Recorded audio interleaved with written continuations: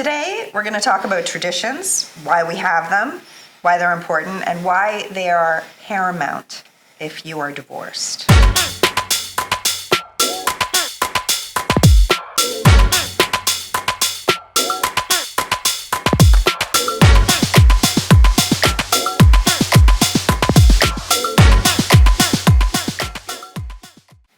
So Norma, before you tell us about what traditions are, cheers.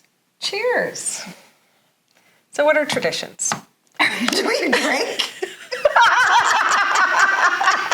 Cheers. Okay. So what are traditions? Traditions are the beliefs and rituals passed down through generations. Are often tied to culture, religion. They link us to the past. They reinforce what matters most and bring people together, offering stability, structure, a sense of belonging. That's what I would say traditions are. Critical. And I'd say they're a way to celebrate with family and make memories. And when I think about the traditions I had as a kid, it takes me back to my grandparents' farm. Because I used to spend my summers there. I think my parents wanted to get rid of me. They were in Owen Sound up north, and they had all the animals and everything. And my grandfather was the absolute quintessential patriarch. And we had Easter, we had Thanksgiving, we had Christmas there. The whole family went. Like there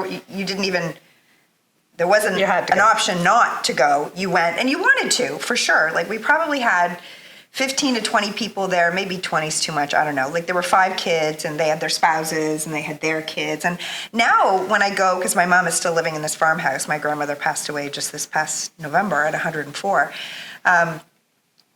She's still living there. And when I go and I look at the kitchen, I think, how did we all get in there? But we did. Like we had everyone, there was a kids table, I should say, but everyone was around the table and there were amazing stories. And this one, like all of the holidays were great and the meal was amazing. All the women cleaned up and it was very, very traditional. But this one Christmas, and on occasion a few Christmases, but this one in particular, my grandfather, he had Percheron horses and he got them up, attached them to the sled, however you say they attach them. And he took us on a horse-drawn carriage through the snow. We were sitting on haystacks. We were drinking hot chocolate. We were singing Christmas carols. Like that sounds like a Hallmark movie when you put it that way. And I mean, beautiful. Like that was an amazing memory. And I have so many memories, fond memories of those mandatory holiday dinners that we loved. And the sad thing about that is after my grandfather passed away, so did the traditions. They just kind of, they dwindled, but they were still the best memories. So then, I got older and I had my own family. My parents were divorced. I was actually estranged from my dad for more than a decade. So the majority of the traditional dinners, they were at my then husband's parents. And we went there, all the time for Easter and for Thanksgiving and for Christmas. And I was really happy my kids had that. And then we got divorced. And I recall kind of deferring to their dates for Christmas. Because, you have the weekends back and forth. You have to and I would just say, well, his parents always had the Sundays. So I'm just going to give them the Sundays. So, and then that way my kids had that tradition maintained. And, sometimes a lot of people talk about that when they're divorced and their kids are somewhere else on Christmas or Thanksgiving. Yeah, you get used to it. It's not easy, but it was also good that, again, my kids had that stability. Then I got married a second time, and my traditions kind of centered around my second husband's family. And he had a big family. And then, then we started kind of fighting over the Sundays. Oh, because he would do things on a Sunday. And then, right. Yeah. So we found a way of working it out. And then we had, more traditions and more family things for the kids, which I think was great. But then I got divorced again. And the traditions kind of fell by the wayside. And I remember, you're stressed. And I remember feeling like the holidays were kind of obligatory. And I always felt it was so much work and it was expensive. And you don't have a lot of money And I remember Paige saying this to me when we were talking about, who's doing what, when. And she goes, well, your family doesn't have any traditions anyway. Oh. And I remember thinking, wow, that was a total gut punch, but she's not wrong. Right. Yeah. She's not wrong. I let traditions slide. I'd let my divorce get the best of me. I didn't maintain the integrity of the traditions and the holidays between me and my kids. I was just letting, the stress of life happen to me, and I wasn't making memories with my kids. And I don't even know if Paige remembers that to this day. Probably not. But She was probably young. well, she was a teenager at the time, but I mean, I remember. And I remember thinking right then, like, I need to make sure that I establish and respect certain annual traditions for us. And then I needed to become the matriarch. I needed to do that for our family. I needed to have some traditions. And kids of divorce, they feel so torn and broken in so many ways. They need consistency and they need security. Yeah. And I think traditions are just another way to establish that. Mm-hmm. And or if you don't have them, they're another way that, the kids feel like they're just kind of floating and they don't have something holding them down. To look forward to, and yeah. Yeah. Yeah. And it's, I think as it's a good. single mom, it's hard. You might have less people, you have less money, but I still think you do it. You make it fun. They just like it being together. 100%. 100%. So I took it all to heart, and then I made sure that I solidified some of the annual things that we already did. And then I added new ones. And, Norm and I, we've been friends for 30 years. Yeah. We've been business partners for almost 20. We raised our kids together. Our kids are the same age, more or less. And They grew up together, so they have fun together. They're friends. And so we kind of integrated some really cool traditions and some non-traditional traditions that we do with our family together. And they are, without a doubt, we do them every year.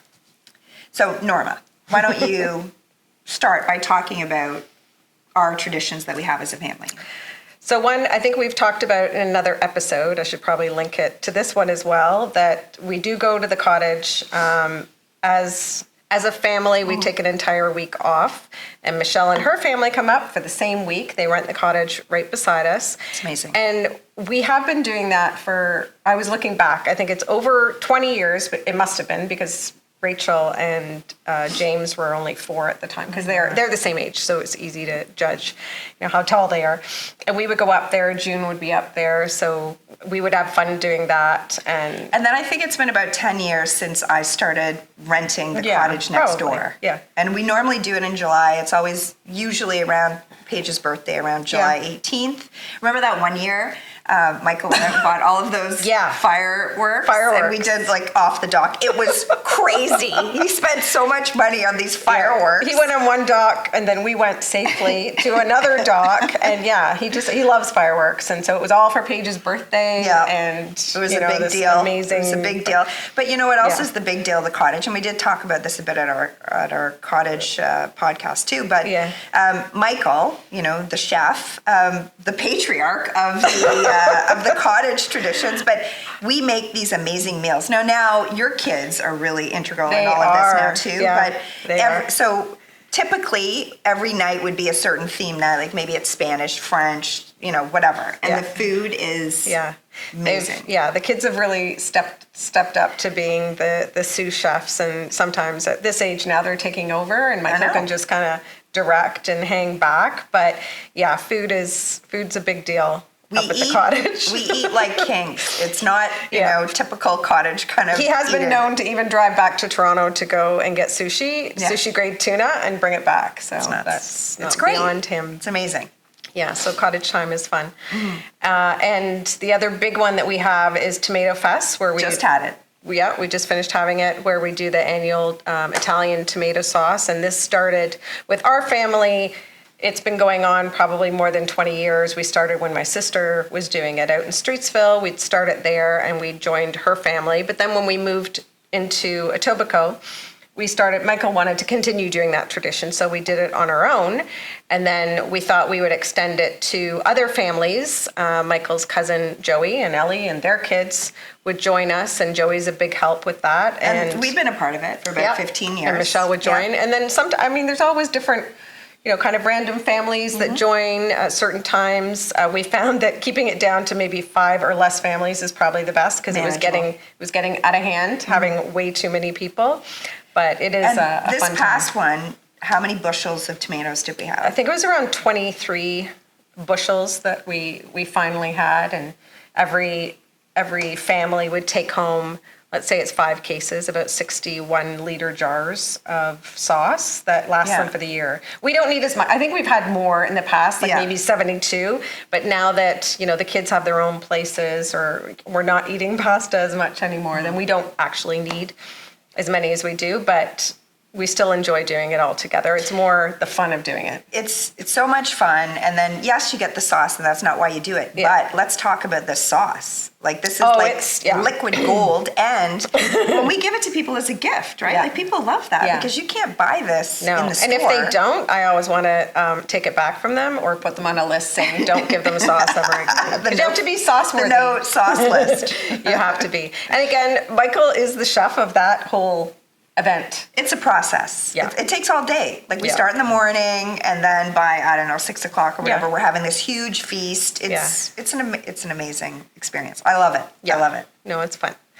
The other one that we've done more recently, probably 5 or 6 years, is we started doing PizzaGiving because we found that, we wanted to get together for Thanksgiving. And I think it was more so on your side because you wanted to have the girls over, but we didn't want to have just our turkey or ham. We have right? turkey already. Usually somebody has it somewhere else. Yeah, you get turkeyed out. Yeah. And it's a big deal to have a whole turkey dinner. So we thought, I think it was your idea. You came up with let's have pizza instead. Yeah. And everyone can dress their pizza and do their own, and so Michael makes it. So we go to this place in Woodbridge, and they have the best pizza dough. So it's Italian pizza dough, and we get that. And Michael comes to. So we do it in my house now. It's gone back and forth, I think, before, but it's usually at my house. So Michael sits in the driveway and makes pizzas all night. I already likes doing this. We put a tent over him if it's raining or something. Yeah. So he's fine. He's fine out there. And we have, I Smoke get cigars. every single kind of topping, even for those weirdos who like pineapple on their pizza, I have that. So you make your own pizza with whatever you want on it and the way you like it. Like Matt, my son-in-law-to-be, he likes chicken and barbecue sauce. Okay, whatever. So I make sure I have all that, and everyone makes their own. And again, we call it PizzaGiving because it's during the Thanksgiving weekend, and everyone's usually turkeyed out. So it's just something else we do. And again, it's fun. The kids look forward to it. And it's not so much of being a formal sit-down dinner because it is more casual, and you can't cook 12 pizzas all at once, so it is more staggered, and people have a chance to sit and chat with each other, and then you'll just say, oh, is it my turn to make pizza? Okay, I'll go over and dress it. So it is, I think it's a fun tradition. It's a non-traditional tradition. Yeah. And I think it's a lot of fun. And the best pizza giving you did was when you had that cake with the turkey. Oh, right. I forgot about that. That Tina made, remember? Yes. So in our office space, there was a bakery downstairs owned by Tina, and she was amazing. Like, her cake, she could make anything. So because it was, Thanksgiving and we're having pizza, I had her make a cake that looked exactly like a turkey, and it had, cranberries and dressing on it. I'll show a picture of it, because it's amazing. You wouldn't believe it was a cake. Nobody knew it was a cake. Yeah. And so it's kind of like integrating the turkey into PizzaGiving. Yeah. Another one we do is chili and cheer. Yes. So we do that. I think it originally started at our house, and again, then we alternated. And then I went to my house and back to your house. Yeah. Yeah. But now it's consistently, Michael make all the chili. Yes. And then we have it at your house. Usually. But we're not talking about, normal chili. No. Like, he There's buys no beans. steak. Yeah. And and I don't even Texas eat it chili, because I don't eat red meat. So obviously we have other things. We have appetizers and things, but this one is more. It's like it's a drop in. So you come over, you have some chili, you have some cheer, you have a drink. It's not meant for someone to come, and stay for 6 hours, because at times in my little house we've had 50 or more people in and out. Yeah. So and it's before Christmas. Yes. And the date sometimes, Fluctuates. changes because of when Christmas falls. Yeah. And we can't have it too close to Christmas. No. So. And we invite, our friends, our kids' friends. So it grows. And that's why it can get up to 50 or 60 people. And a couple of times we've had it. Well, first of all, it kind of, during COVID, it was touch and go. A couple times we didn't have it, obviously. But then a couple of times there's been like really bad weather. So I remember that one year we had it at my house and the weather was crazy, but I still had, my house was like jam packed and like people didn't want to leave because the weather was so bad. So anyway, there again, it's great memories. My kids' friends even say, oh, when's it going to be? I want to get it in my calendar. Like these are traditions and things that not just our families and our kids look forward to. Like in this one, it's an extended group of people. We invite past clients and business colleagues. So it's a good one. Yeah. The other one that I can think of that we do a lot of times, it's not all the time, but often, when it's one of our kids' birthdays or someone's birthday, then we'll go to Prince Japanese Steakhouse, which is actually underneath our office. And it's they do the whole tabanaki table. Yeah. We've probably seen it, I don't know how many times, the whole, event of a tabanaki and throwing eggs and everything, but we still love it and we still enjoy going. And we go there and I feel like it's home. Yes. Like, how many times do you think we've done that dinner? That's what I know. That's what I was just thinking. Tens of, at least 30 times, at least. Because we've done business things too. And, But typically, Rachel loves going there for her birthday. I've had, we've had and the a lot of people's all birthday. know us. So they know the kids. So they watch the kids grow up since we started going there. You know what was interesting after, I think we were leaving from James's birthday. And we're walking out and May is one of the ladies who has worked there for as long as we've gone there. And we've gone there for what, 30, probably 25 years, because, at least 25 years. Yeah. And she stopped us on our way out, and she goes, isn't it amazing that the two of you have been friends for so long? Like, imagine that. That was nice of her to say. It was really nice. And I remember, being a bit verklempt. Who else said that to me? This is off topic, but someone just sent me a message on Facebook the other day asking about certain things, remembering the events that we had done in the past and saying, just amazing that the two of you have the friendship you have. Yeah. Oh, okay. Yeah. Isn't that nice? That is fun. Yeah. So yes, we've had a lot of birthday parties at Prince. We've just had a lot of sushi there overall. But it is one of those places. It's tradition for us to go, and it's close to where we live. Yeah. And we love it. And outside of these traditions that we've talked about, we still have our own family dinners that we do for Christmas or Easter. And I know you have a lot of long-term traditions on your side too. And even when you were talking about your childhood going to your grandparents, I had a similar type of childhood being in Collingwood where it was always snow. And our mayor at the time, Mayor Bell, because it reminded me that he used to get his horse-drawn, I wouldn't say carriage, but I guess sleigh is what it is. Yeah. And he had bells on it, and he had this exact same thing.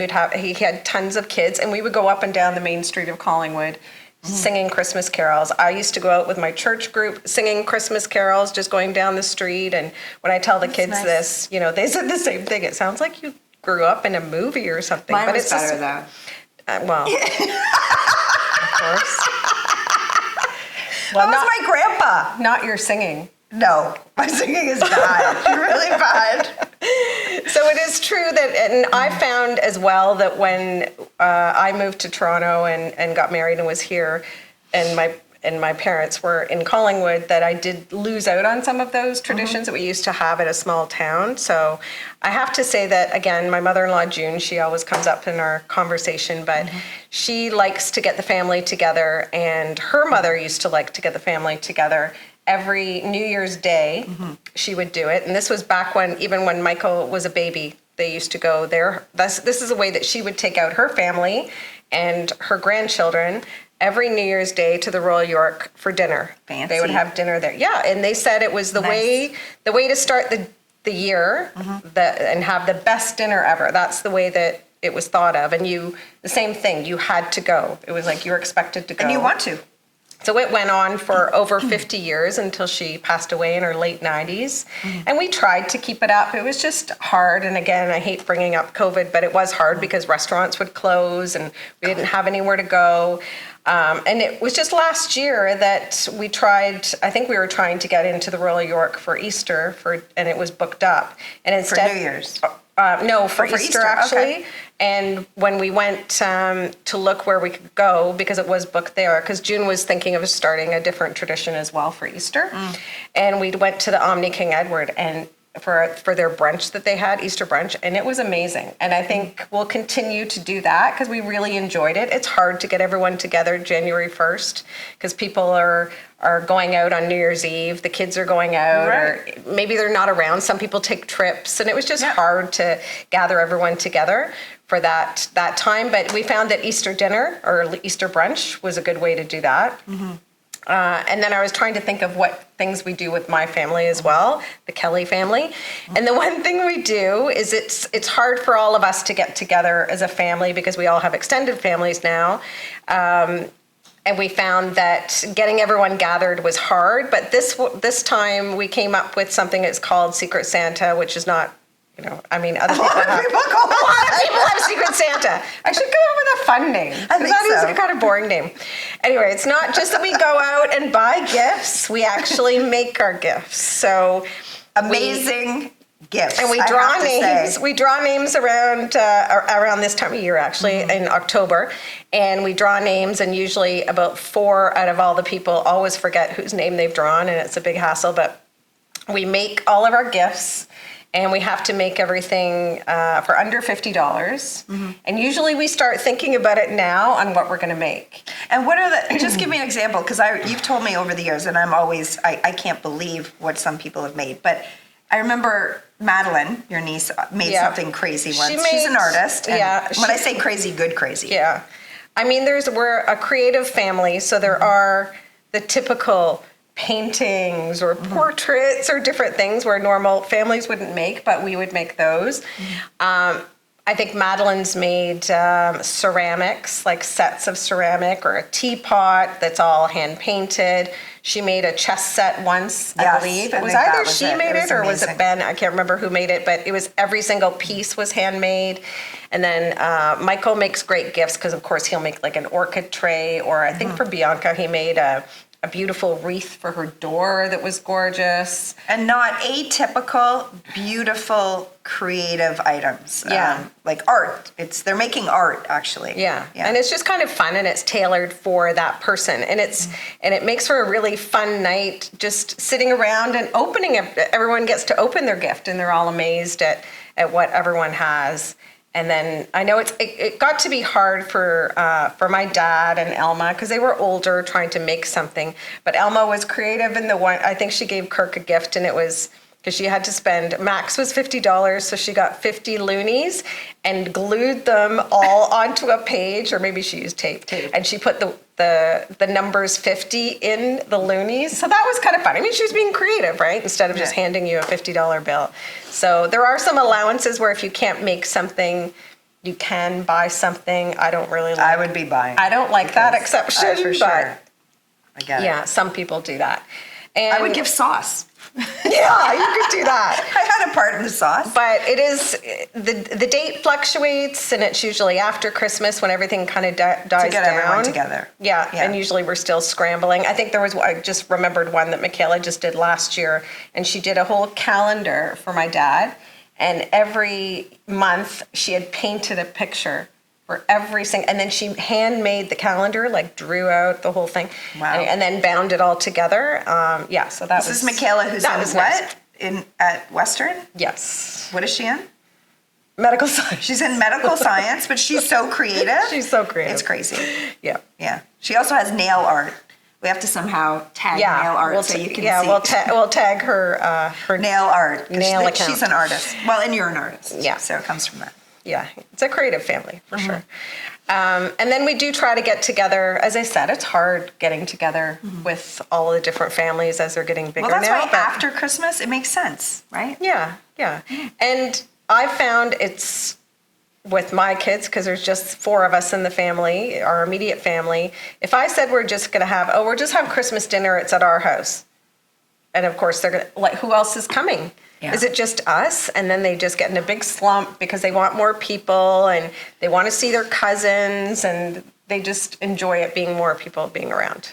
Yeah. It's definitely more fun in a group, but getting back to what I mentioned about, how important it is for divorced kids, like whether it's small or big, I strongly encourage any divorced people with young kids or even older kids to establish at least a few fun, consistent annual events for your kids. Mm-hmm. No matter how difficult it might be, right. Or seem, or cost. Just make it happen. You don't have to spend a lot, but just make sure there's something that you do. Take them bowling. I don't know. Do something that's fun that they know that you always do together. Because if you're divorced, step it up. Like, be the patriarch, be the matriarch. Your kids need to know that you're still a family and your family respects and enjoys key holidays. And those holidays are going to make pictures, and those pictures are going to make amazing memories that you guys are going to talk about forever. They'll be priceless. So that was our discussion on traditions, and our next one is coming up is PizzaGiving, and I'm sure we're going to show you lots of pictures of all of these. But until next time, be real. Be real.